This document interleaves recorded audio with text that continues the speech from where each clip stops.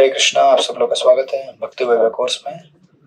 हम लोग स्टडी कर रहे हैं श्रीमद् भागवत महापुराण स्कंद नंबर 3 और हम लोग लास्ट टाइम आई थिंक अध्याय नंबर 1 के लास्ट के 2-3 श्लोक को हम पूरा करने वाले थे और हमारा टाइम खत्म हो गया था। विदुर द्वारा पूछे गए प्रश्न, राइट?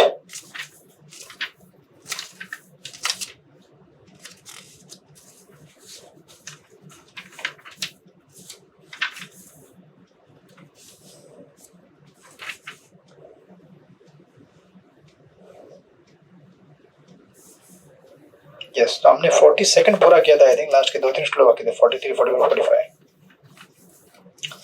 तो विदुर जी हस्तिनापुर से निकलने के बाद, हस्तिनापुर में कई वर्षों तक रहने के बाद, धृतराष्ट्र जी की सेवा करने के बाद, जिनकी सेवा करो उन्हीं से गाली खाओ। हरे कृष्ण, ये भौतिक जगत का नियम है। और जिनके हितैषी बने वो शुभ चिंतक, उन्हीं से अपमानित होने के बाद उन्होंने इसे अपना अपमान समझा नहीं, बल्कि दुर्योधन से अपनी मुक्ति का मार्ग देखा। भगवान के भक्तों का ये विलक्षण लक्षण होता है, जो जीवन के सबसे कठिन से कठिन अवस्थाओं को भी भगवान का आशीर्वाद समझते हैं, और केवल समझने के लिए नहीं बल्कि वास्तव में भगवान का आशीर्वाद समझते हैं। तो विदुर जी इस तरह से वहां से निकलकर हस्तिनापुर से जाने के तत्पश्चात कई तीर्थ स्थानों में गए और हमने ये विस्तार से वर्णन देखा था। इस प्रकार अनेक अनेक तीर्थ स्थानों की यात्रा करते करते वो फाइनली उद्धव जी से मिले, राइट? और चूंकि इस अध्याय का टाइटल ही है विदुर द्वारा पूछे गए प्रश्न, उनसे मिलने के तत्पश्चात उन्होंने द्वारका में रहने वाले भक्तों का क्षेम कुशल पूछा। उनका क्षेम कुशल पूछते हुए उन्होंने भगवान के बारे में पूछा, जबकि उनको पता था कि द्वारकावासी अभी वहां नहीं रहे और भगवान भी अंतर्धान हो चुके हैं। परंतु भगवान के विरह में और शौक एक समझ कर एक तरह से वो प्रश्न पूछ रहे थे। और इन्हीं प्रश्नों के सीरीज में अंत में हमने 42 में देखा था। वो कहते हैं, अन्यों द्वारा अलक्षित रहकर विश्व भर में भ्रमण करने के बाद मुझे इस पर कोई आश्चर्य नहीं हो रहा। भगवान के कार्यकलाप जो इस मर्त्यलोक के मनुष्य जैसे हैं, अन्यों को मोहित करने वाले हैं, किंतु भगवान की कृपा से मैं उनकी महानता को जानता हूं, अतएव मैं सभी प्रकार से सुखी हूं। विदुर जी अनभिज्ञ नहीं थे भगवान के लीलाओं से और भगवान के चरित्र से, राइट? इसलिए वो कह रहे हैं कि इवन दो मैं इतने सारी चीजें पूछ रहा हूं और I am looking like a bewildered person, right? But वो कहते हैं कि आई अंडरस्टैंड, राइट? कि मैंने भले क्वेश्चन पूछे होंगे एक सामान्य मनुष्य की तरह, जो एक आम आदमी पूछता है, लेकिन मैं एक्चुअली क्लियर कर रहा हूं कि आई नो द तत्व ऑफ कृष्ण, राइट? तो दैट्स हाउ उन्होंने वहां पे क्लियर किया था। और फिर हम उसको थोड़ा सा पूरा करने के लिए रह गए थे 40 या सो देन 43rd, राइट? या पढ़िए सृष्टि विद्रू श्लोक नंबर 43। हरे कृष्णा प्रभु जी, प्रणाम। रुद्रं कृपाणां त्रिमनोपधानां मही मुहुश्चार्यतां च मूर्ति पदाः प्रपन्नातिहर्षेषु अप्युपेक्षा तदहं भगवान् कुरूणाम्। तो ट्रांसलेशन थोड़ा ठीक नहीं रहेगा क्योंकि मेरे पास ना तो बुक है ना ऑथेंटिक वर्जन है, तो बाहर है। अच्छा ठीक है, चलेगा। ट्रांसलेशन हमने ट्रांसलेशन किया है। अच्छा, आपने किया है तो पढ़िए। पढ़ लेते। या यद्यपि वे भगवान हैं और पीड़ितों के कष्ट दूर करने के लिए सदैव तत्पर रहते हैं, फिर भी उन्होंने यानी कि भगवान श्री कृष्ण ने कौरवों को मारने से परहेज किया। यद्यपि उन्होंने सभी प्रकार के पाप किए थे और यद्यपि उन्होंने अन्य राजाओं को 3 प्रकार के मिथ्या अभिमान के अधीन अपनी शक्तिशाली सैन्य गतिविधियों से पृथ्वी को निरंतर आंदोलित करते देखा था। हरे कृष्णा प्रभु। Quite close. Hare Krishna. Machine translation है प्रभु से। अच्छा, कोई बात नहीं। तो विदुर जी कह रहे हैं अपने अंडरस्टैंडिंग को क्लियर करते हुए, राइट, कि मुझे कोई आश्चर्य नहीं है भगवान के इन कार्यकलापों से। मैं जानता हूं भगवान किस तरह से महान है। और यहाँ पे वो कह रहे हैं, राइट, कि किस प्रकार उन्होंने ये देखते हुए भी कि किस तरह से कौरव अनेक अनेक प्रकार के क्रूर कृत्य को कर रहे हैं, फिर भी उन्होंने उनका पर्सनली वध नहीं किया, राइट। और प्रॉपर में कहते हैं, जैसा कि भगवत गीता में घोषणा की गई है, भगवान इस मर्त्यलोक में दुष्टों का वध करने तथा पीड़ित श्रद्धावानों की रक्षा करने के उद्देश्य के लिए प्रकट होते हैं। इस उद्देश्य के बावजूद भगवान कृष्ण कौरवों द्वारा द्रौपदी के अपमान को तथा पांडवों के प्रति किए जा रहे अन्याय के साथ साथ अपने अपमान को सहते रहे। प्रभुपाद एक प्रश्न उठाते हैं, यह प्रश्न उठाया जा सकता है, उन्होंने अपनी उपस्थिति में ऐसे अन्यायों तथा अपमानों को क्यों सहा? उन्होंने कौरवों को तुरंत दंड क्यों नहीं दिया? जब कौरवों द्वारा सभी को उपस्थिति में द्रौपदी को भरी सभा में नग्न देखने के प्रयास में उन्हें अपमानित किया गया, तो भगवान ने उनके वस्त्र के असीमित रूप में बढ़ाकर उनकी रक्षा की, किंतु उन्होंने अपमान करने वाले पक्ष को तुरंत दंड नहीं किया, राइट। तो ऑफ कोर्स इसको क्लियर करते हैं प्रभुपाद क्वेश्चन देने के बाद। ये हमारी सिस्टम रही है आचार्य की, प्रश्न क्रिएट करते हैं फिर उसका उत्तर देते हैं, बिकॉज वो प्रश्न से हमारे बहुत सारे उत्तर मिल जाएंगे, राइट। तो प्रभुपाद कहते हैं, इस चुप्पी का अर्थ यह नहीं होता कि उन्होंने कौरवों के अपराधों को क्षमा कर दिया था। पृथ्वी पर ऐसे अनेक राजा थे जो धन के संपत्ति, धन, शिक्षा तथा अन्याय के कारण गरित हो उठे थे, राइट। तो आप इसको अगर आगे देखते जाएंगे, प्रॉपर लिखते हैं आगे, अगर एकदम आगे जाएंगे आप, मैं तुम पांडवों के अतिरिक्त यहाँ पर एकत्रित सारे लोगों को सफाया कर डालूंगा। ये कृष्ण ने कहा है, ये विश्वरूप दर्शन में अर्जुन को कहा था कि आप युद्ध करो या ना करो, मैं इनका विनाश तो करने वाला हूं, राइट। यह वध कार्य तुम्हारी भागीदारी की प्रतीक्षा नहीं करेगा। Do not think that if you do not become the participant of this work will not be done. हमें कभी कभी ऐसा लगता है ना, मैं नहीं करूंगा तो ये काम नहीं होगा, जाओ देखता हूं मैं क्या होगा, देखते रहो बहुत कुछ होगा।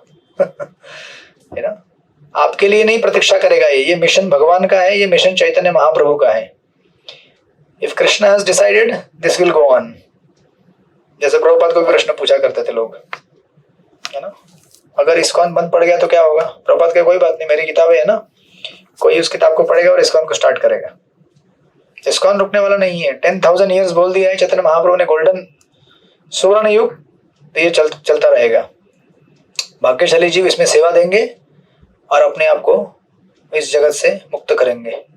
हम लोग मुक्त होंगे सेवा देकर, राइट। प्रॉपर लिखते हैं,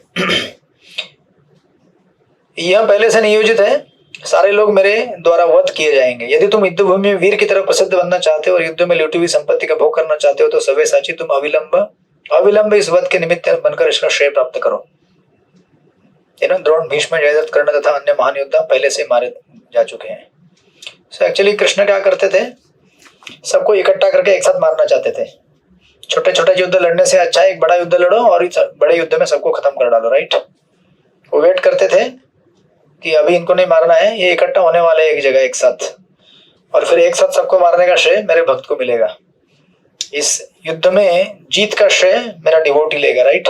सो दैट्स व्हाई विदुर जी कह रहे हैं कि मैं जानता हूं भगवान के इन कार्यकलापों को, मैं अच्छी तरह से जानता हूं, है ना। और प्रभुपाद भी इसको क्लैरिफाई करते हैं कि ऐसा नहीं था और ऐसा नहीं है कि नहीं जानते थे भगवान की मारना है कि नहीं मारना है। कभी कभी इसलिए ना हम लोग ऐसा सोचते हैं, है ना, कभी कभी कुछ दो भक्तों में झड़ाई हो जाता है या कुछ हो जाता है, भक्तों का छोड़ दीजिए, लेकिन कोई अन्याय करता है हमारे ऊपर, तथाकथित अन्याय हमारे ऊपर हुआ तो नहीं बोलना चाहिए।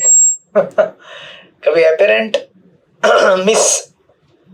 ट्रीटमेंट, मिसट्रीट किसी को करते हैं तो लोग बोलते हैं कि क्यों नहीं भगवान जवाब दे रहे हैं। भगवान जवाब दे रहे हैं और देंगे टाइम पर।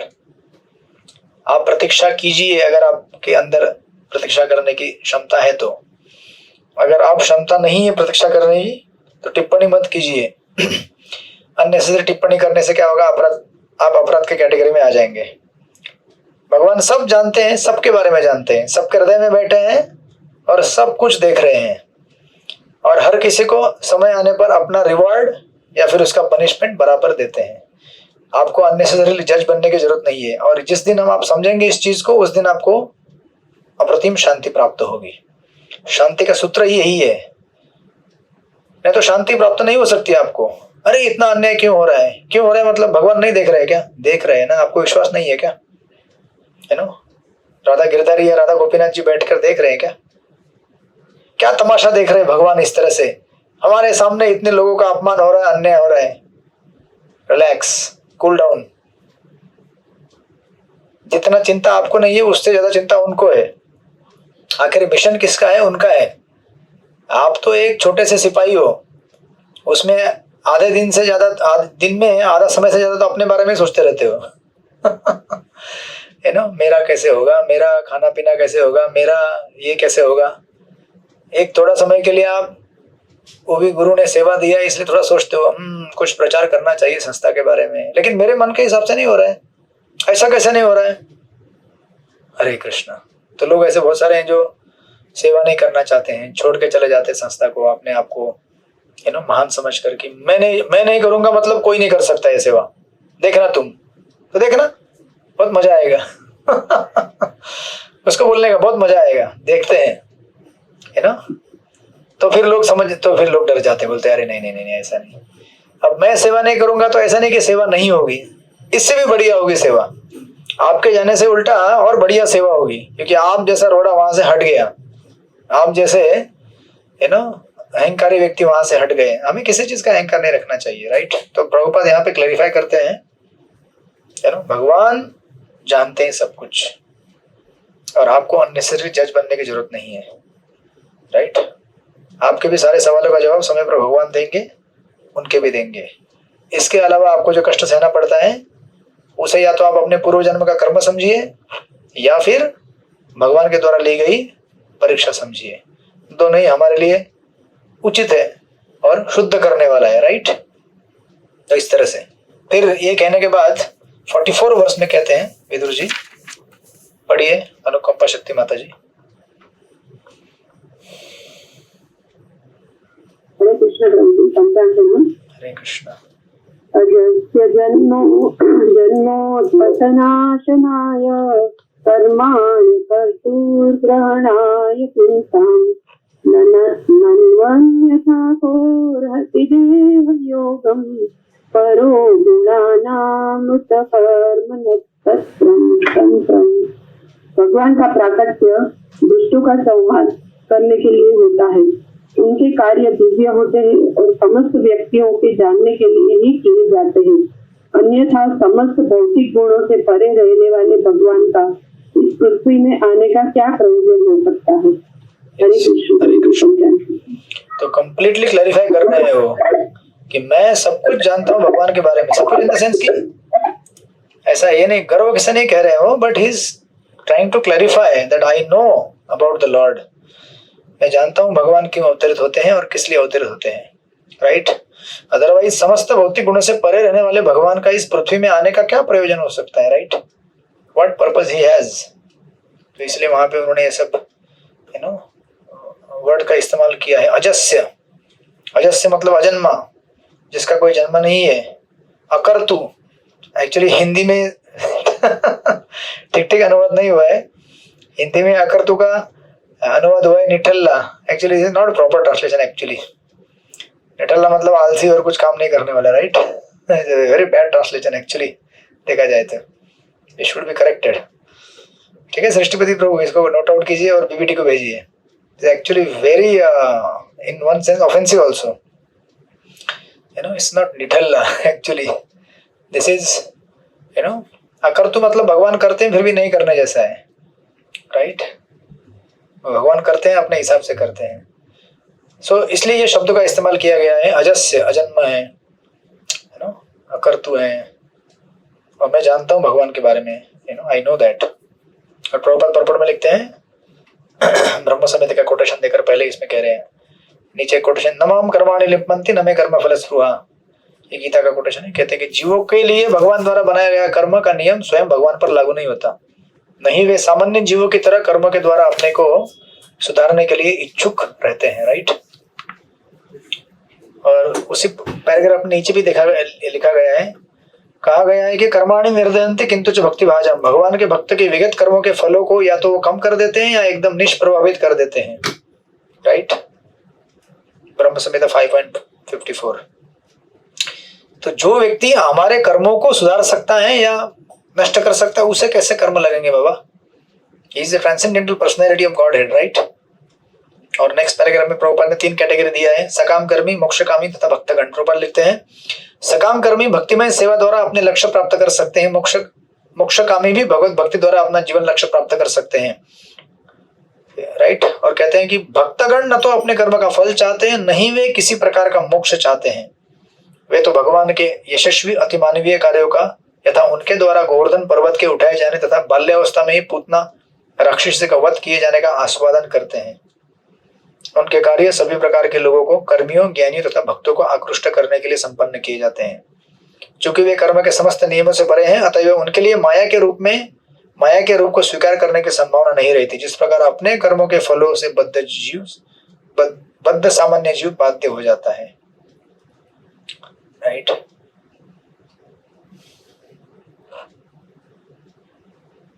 Like that. फिर आगे कहते हैं उनके प्राकट्य का गौण प्रयोजन दुष्ट असुरों का संहार करने तथा अल्पज्ञों द्वारा अनर्गल नास्तिकवादी प्रचार को रोकना है। सो दैट इज गौण, मतलब सेकेंडरी पर्पस है वो। प्राइमरी पर्पस क्या है? भगवान का उद्देश्य प्रकट होने का, भक्तों को आनंद देना और भक्तों का प्रेम स्वीकार करना, राइट। परित्रणाय साधुनाम, भक्तों से अपने प्रेम का आदान प्रदान करने के लिए भगवान प्रकट होते हैं। भगवान नरसिंहदेव हिरण्यकश्यप का वध करने के लिए प्रकट नहीं हुए, अपितु प्रहलाद महाराज को सांत्वना देने के लिए, उनको प्रेम देने के लिए प्रकट हुए, राइट। नरसिंहदेव को अगर मारना ही है हिरण्यकश्यप को, तो कैसे भी मार सकते हैं, अभी मार रहे हैं ना बहुत सारे लोगों को। हार्ट के अंदर एक अगर नली इधर की उधर हो गई, हरे कृष्ण, खत्म। तो क्या उनको प्रकट होकर इस तरह से ग्राफिकली पेट फाड़ कर अतड़िया बाहर निकालने की क्या जरूरत है? कोई जरूरत नहीं है। लेकिन भगवान ये दिखाते हैं, दिखाने के लिए कि मैं कितना प्रेम करता हूं प्रहलाद से, right. And even though he may not express that, but essentially principally भगवान आते हैं भक्तों का भक्ति और प्रेम स्वीकार करने के लिए। So that's how Vidur ji कह रहे हैं कि मुझे मालूम है भगवान का सामर्थ्य, भगवान का सार्थक प्राकट्य सामान्य जन्म से सदैव भिन्न होता है। यहाँ तक कि शुद्ध भक्तों का भी भौतिक देह से कोई संबंध नहीं होता और सच्चिदानंद रूप में प्रकट होने वाले भगवान निश्चित रूप से भौतिक स्वरूप द्वारा परिसीमित नहीं रहते। इसलिए इवेंचुअली जब हम भक्ति करेंगे, कुछ समय बाद हमारी भक्ति एक अलग लेवल पे होनी चाहिए, इन द सेंस कि हम लोग केवल भक्ति के लिए भक्ति करें। जब हम भक्ति करेंगे तो केवल आनंद ही आनंद है, भगवान के लीलाओं को सुनना, भगवान की सेवा करना, भगवान का श्रृंगार करना, भगवान को भोग लगाना, भगवान के कीर्तन करना, हरे कृष्ण कृष्ण कृष्ण हरे हरे, हरे राम राम राम हरे हरे। बाकी कोई उद्देश्य नहीं रह जाता, राइट। कोई उद्देश्य नहीं रहता। एकदम नए रहते तो हमारा उद्देश्य होता है कि हम भगवान की भक्ति करेंगे तो मेरा अच्छा होगा, भक्ति करूंगा तो मेरा ये प्रॉब्लम दूर हो जाएगा, भक्ति करूंगा तो मेरे जीवन में ये सुख आएगा। नहीं, धीरे धीरे हम सब इन चीजों को, सारी चीजों को भूल जाएंगे कंप्लीटली। जैसे एक माता अपने बच्चों का लालन पालन करती है, यहाँ पे एक माता है बच्चे के साथ है ना, माँ भूल जाती है कि मुझे क्या चाहिए जीवन में, मुझे कुछ नहीं चाहिए, मुझे बस सेवा करने में आनंद आ रहा है, बस। So we can experience that as we progress in bhakti. कोई उद्देश्य नहीं रहता, केवल भक्ति करने का उद्देश्य रह जाता है, सेवा करना है बस। ना कुछ चाहिए, ना कुछ लेना है, हाँ देना है बट लेना नहीं है, राइट। जस्ट देने की भावना रहती है, and that is the platform of bhakti where we want to ascend, जहां पर केवल आनंद ही आनंद है। आनंद कैसा, वो भी मैं मांग रहा हूं इसलिए नहीं, बट आनंद आता है, अपना सेवा करते रहो, राइट। एक जगह भी हम लोग बलदेव विद्याभूषण का एक कमेंट्री पढ़ रहे थे उस दिन ईशोपनिषद में, शायद आप लोगों को नहीं, आप में से पता नहीं, मैंने आप में से किसी का नहीं लिया था ईशोपनिषद। इवन यहाँ मीरा रोड वाले को पहले ईशोपनिषद कोई पढ़ा चुका था, राइट। सृष्टिपति प्रभु आप थे क्या उस बैच में? Ishopanishad I didn't teach, right. तो एक जगह बलदेव विद्याभूषण का कमेंट्री आता है, वो कहते हैं वहां पर कि भगवान भक्त को भगवत धाम कैसे लेके जाते हैं। वो कहते हैं जब भगवान भक्तों से इतना प्रेम में विरह महसूस करते हैं, भक्तों को जल्दी भगवत धाम लेके जाना चाहते हैं समय से पहले, राइट, समय से पहले लेके जाना है, लेकिन उसका कर्म है ना। हम लोग तो क्या ऐसे अभी डिवोटी बने, लेकिन पहले हमारा पूर्व जन्म का कर्म रहेगा जो भी रहेगा, राइट। तो बलदेव विद्याभूषण कहते हैं जब भगवान इस तरह से भक्त को लेके जाना चाहते हैं, भगवान उस भक्त के जाने के बाद अभी उसके दोनों कर्म रहते हैं, अच्छे और बुरे। वो कहते हैं अच्छे कर्म जो होते हैं ना, भगवान वो उन भक्तों को देते हैं जो भक्त उस भक्त की सेवा कर रहे थे या जो उस भक्त से प्रेम करते थे। तो सारे उसके जो अच्छे कर्म होते हैं उनमें बांट देते हैं। चलो जैसे है ना कोई प्रॉपर्टी बांटा जाता है किसी के जाने के बाद, चलो भाई अभी ये चले जा रहे हैं तो इनके हेरिटेंस किसको देने का, अभी इनके जो पैसा पानी धन दौलत है ना, जैसे टाटा जी अभी चले गए तो उनका जो भी था सब कुछ बांटा गया ना, इसका किसको मिलेगा क्या मिलेगा, किसी मैनेजर को कुछ मिला, इसको कुछ मिला, उसको कुछ मिला, जो उससे जुड़े हुए थे, बराबर। तो भगवान बलदेव विद्याभूषण कहते हैं कि भगवान अपने भक्त के सारे अच्छे जो गुण थे वो सारे अपने बाकी भक्तों को बांट देते, जो उसकी सेवा कर रहे थे, उससे प्रेम कर रहे थे, उससे दोस्ती कर रहे थे। ये तो हो गया अच्छे कर्मों का पार्ट। और जो बुरे कर्म रहते हैं मतलब कुछ पूर्व जन्म के कुछ भी रहेंगे अंश दुर्गुण, या फिर जो भी आप बोलेंगे भक्तों के अंदर दुर्गुण कैसे हो सकता है, हरे कृष्णा। भक्त बनने के बाद तो नहीं होता है, लेकिन पहले तो हमारे पूर्व जन्म के कुछ कर्म है ना। हम लोग साधक, स्पेशली जो साधक भक्त हम धीरे धीरे असेंड कर रहे हैं, हमारे है ना पूर्व जन्म के कुछ ना कुछ कर्म। तो बलदेव विद्याभूषण कहते हैं कि उन भक्तों के जितने भी जो बैड कर्म है, पूरा कर्म है, वो सारे उन भक्तों में बांट देते हैं जो उस भक्त से द्वेष करते हैं, जो उस भक्त से ईर्ष्या करते हैं, उस भक्त का अपराध करते हैं, उनमें बांट देते हैं। हरे कृष्णा। तो फिर हो गया काम हमारा। इसलिए हमको भक्तों से कभी द्वेष नहीं करना चाहिए, क्योंकि हमारे साथ रहने वाला कौन सा भक्त से भगवान कितना प्रेम करते हैं हम नहीं जानते, और वो भगवत धाम कभी भी चला जा सकता है। फिर भगवान को स्पेशली जो विरह होगा तो उसके टाइम आने के पहले उसको लेके जाना चाहते हैं, नहीं अभी मुझे इस भक्त से विरह हो रहा है, मैं इसको जल्दी लेके जाना चाहता हूँ भगवत धाम। तो उसके अभी शेष जीवन रहेगा 20-25 साल बाकी उसका, तो उस 20-25 साल का जो भी है कर्म अच्छा और बुरा दोनों बांट देते हैं, क्योंकि बांटना तो है ना उसको, राइट। तो बुरा कर्म जो है वो उनको बांट देते हैं जो उस भक्त से द्वेष करते हैं, अपराध करते हैं उनका। अच्छा कर्म उनको बांटते हैं जो उनसे प्रेम करते हैं। इसलिए हमारे लिए बेस्ट है कि अगर आप कुछ भी ना कर सको तो कम से कम झगड़ा मत कीजिए।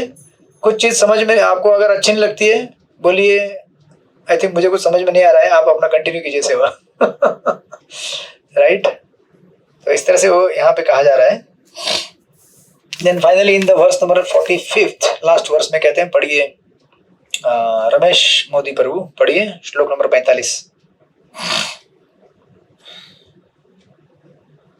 हरे कृष्ण प्रणाम। तस्य प्रपन्न अखिला लोकपानां पानां अवजितानां अनुशासने स्वे अस्थाय जातस्य हरिस्वजस्य वार्ता सखे कीर्तयति थकीते।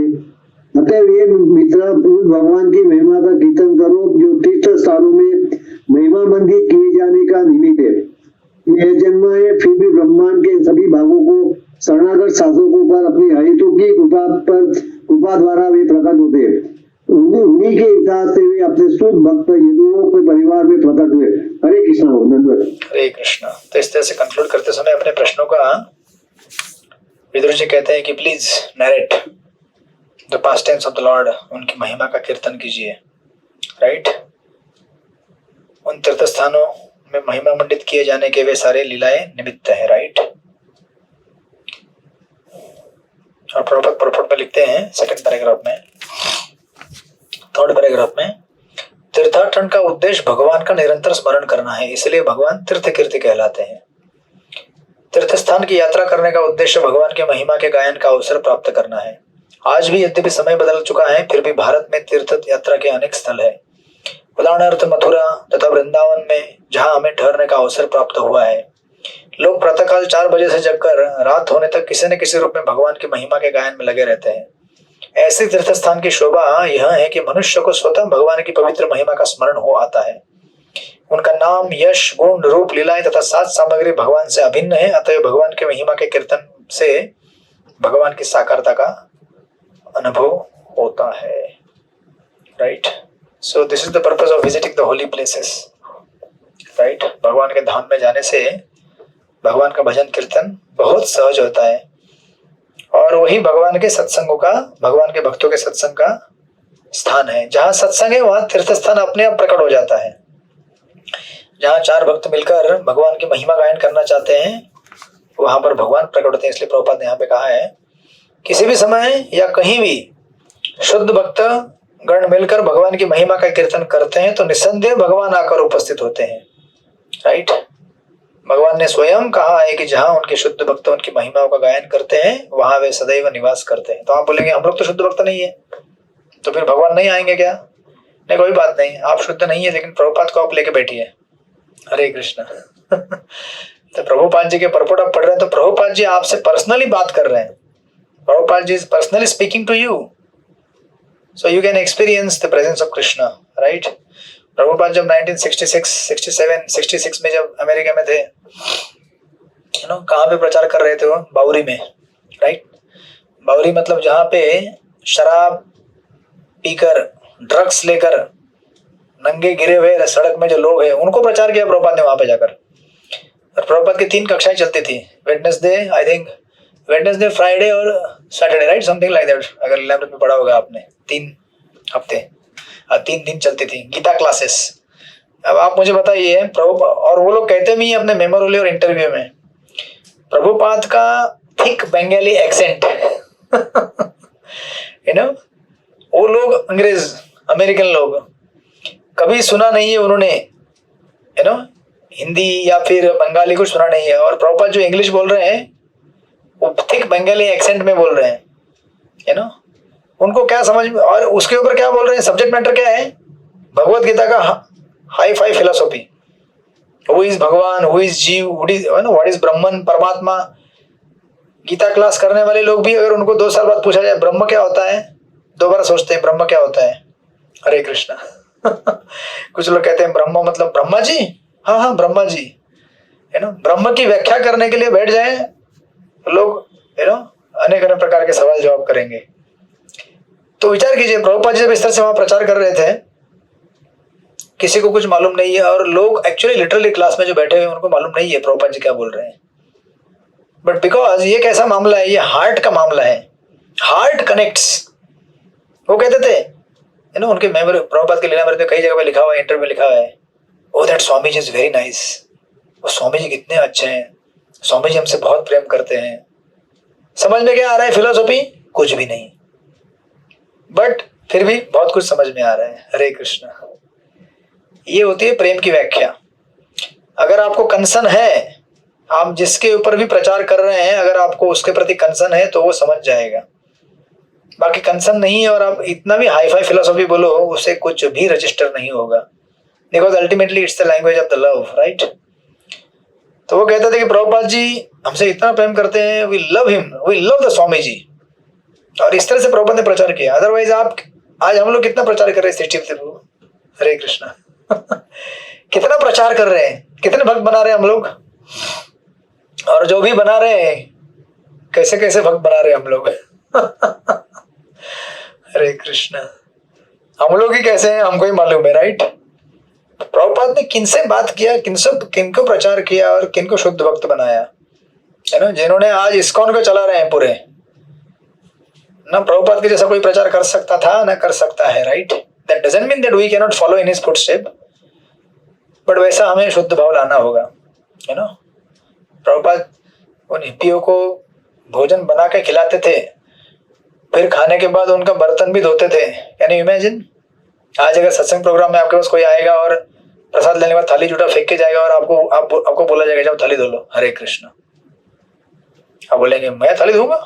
आई एम प्रचारक, I am so and so, थाली धोने का काम मेरा नहीं है। लगा वहां पे 4-5 नौकर लोग। प्रभुपाद खुद बर्तन धोते थे, बनाते थे।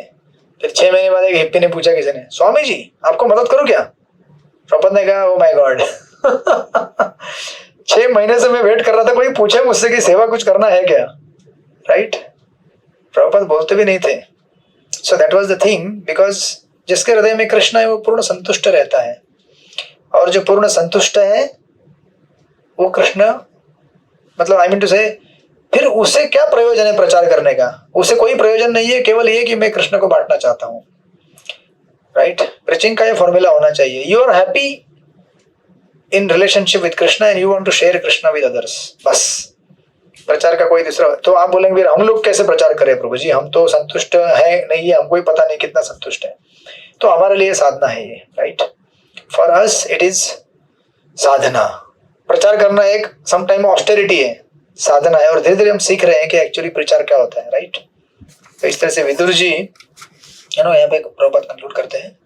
That's how this chapter concludes, chapter number 1, Vidura द्वारा पूछे गए प्रश्न। फिर इन प्रश्नों को लेकर अध्याय 2 में उद्धव जी स्टार्ट करेंगे, राइट? हमारे पास 5 मिनट है, we can begin with 1 or 2 verses. Yeah, let us begin. Second chapter, 5-7 minute में जो भी 2 श्लोक होंगे।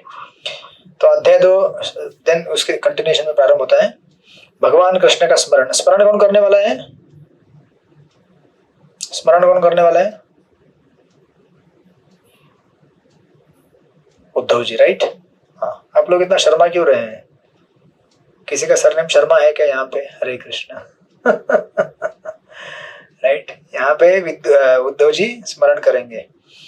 सो yes, begin, let us begin with the first verse. Barsana Kishor Mata ji पढ़िए श्लोक नंबर 1। हरे कृष्ण। धन्यवाद जी। श्री शुकुवाच इति भागवत पृष्ठ क्षत्रा वार्तां प्रिय आश्रयां प्रतिवक्तुं च उत्सेहे उत्कंठ्यात स्मरतीश्वर। श्री सुखदेव गोस्वामी म्हणाले, विदुरांनी परमभक्त उद्धवाला त्याच्या प्रिय व्यक्तीविषयी भगवान श्रीकृष्णांविषयी कुशल विचारले असता भगवंतांच्या स्मरणाने अत्यंत व्याकुळ झाल्यामुळे तो तात्काळ उत्तर देऊ शकला नाही। हरे कृष्ण। दंडवत। हरे कृष्ण। बस बिगिनिंग में ही झटका। बिगिनिंग ही देखिए कैसा है। जब विदुर जी ने ये सुखदेव गोस्वामी समराइज कर रहे हैं पहले ही श्लोक में, तो अभी ये चैप्टर ऐसा रहेगा कि सुखदेव गोस्वामी कहेंगे कि विदुर जी ने जब पूछा तो उद्धव जी एकदम कंप्लीटली क्या हो गए? इमोशन से भर गए, राइट? और वो उत्तर तुरंत दे ही नहीं पाए, राइट? और फिर कुछ समय बाद उत्तर देंगे। सुखदेव गोस्वामी बोल रहे हैं यहाँ पे, उनके बारे में गुणगान करेंगे, फिर कुछ समय बाद उत्तर देंगे, फिर स्तब्ध हो जाएंगे, राइट? और ये चैप्टर ऐसा है कि it's like a mini Krishna book only. If you read the past times, right? यहाँ से पूर्ण भगवान कृष्ण का जो स्मरण है, ये पूरा ऐसा छोटा कृष्ण बुक का आएगा, आपको मिनी अवतरण लगेगा यहाँ पर। और साथ में इसमें कृष्ण तत्व के बारे में विस्तार से बताया गया है कि भगवान कृष्ण कौन है। सिद्धांत के वाइज भी भरपूर फिलोसॉफी है, और साथ में भगवान कृष्ण के पास टाइम से और ट्रांसेंडेंटल सब्जेक्ट मैटर, दिव्य विषय वस्तु, जब उसका स्मरण 2 व्यक्ति करते हैं, यहाँ पर विदुर जी और उद्धव जी मिलकर हमको समझा रहे हैं कि आध्यात्मिक जो दिव्य भगवान की लीला है उनका स्मरण कैसे करना चाहिए। और इनका स्मरण करते समय कभी कभी आपको कंफ्यूजन भी हो सकता है, आप ये प्रश्न भी उठा सकते हैं, इतना इमोशन से क्यों भर जाते हैं लोग, राइट? और हम लोग क्यों नहीं भरते इमोशन से? हमने तो कई बार कृष्णा बुक पढ़ने की कोशिश की होगी, कृष्णा बुक पढ़ते ही नींद आता है, हरे कृष्णा। जबकि यहाँ पे कृष्ण का नाम सुनते ही इनको इतना एक्सटेसी आ रहा है कि एक्सटेसी में पूरी तरह से फेंट हो गए, right? So can you imagine? इसलिए एक्चुअली जो भागवत के वक्ता हैं सुखदेव गोस्वामी, इन्होंने भी राधा रानी का डायरेक्ट नाम नहीं लिया, राइट? उनके बारे में कहा गया है कि अगर उन्होंने नाम लिया होता राधा रानी का तो वो भी एक्सटेसी में चले जाते। और परीक्षित महाराज को 7 दिन में भागवत कथा सुना के उनको मुक्त करना था, राइट? इसलिए सुखदेव गोस्वामी जानबूझकर अपनी एक्सटेसी को रोकने के लिए कि अपनी एक्सटेसी सेवा के बीच में नहीं आनी चाहिए, he didn't speak directly about Radha Rani, right? क्योंकि उनकी स्वामी नहीं है, उनके बारे में बोलेंगे तो it's different level of emotion, right? तो of course then we will see tomorrow, इसको देखेंगे कल के किस तरह से ये ट्रांसेंडेंटल सब्जेक्ट मैटर को कैसे अप्रोच किया जाता है। जब दो महान भगवत भक्त विदुर और उद्धव परम महाभागवत ये जब भगवान की चर्चा करने बैठे तो उसमें से क्या निकल सकता है और कितना हाई लेवल का सब्जेक्ट निकल सकता है और उसको कैसे अप्रोच करें हम, राइट। ये हम देखेंगे कल किस तरह से उन्होंने, यहाँ पे वर्णन आएगा पहले विदुर जी का, सॉरी उद्धव जी का वर्णन आएगा कि उद्धव जी कौन थे, कैसे थे, and then he will start narrating also eventually, right. तो कल मिलते हैं। हरे कृष्णा। श्रील प्रभुपाद की जय। श्रीमद् भागवत महापुराण की जय। वांछा कल्पतरुभ्यश्च कृपा सिन्धुभ्यो पतितानां की जय। हरे कृष्णा दंडवत प्रणाम। हरे कृष्ण। हरे कृष्णा।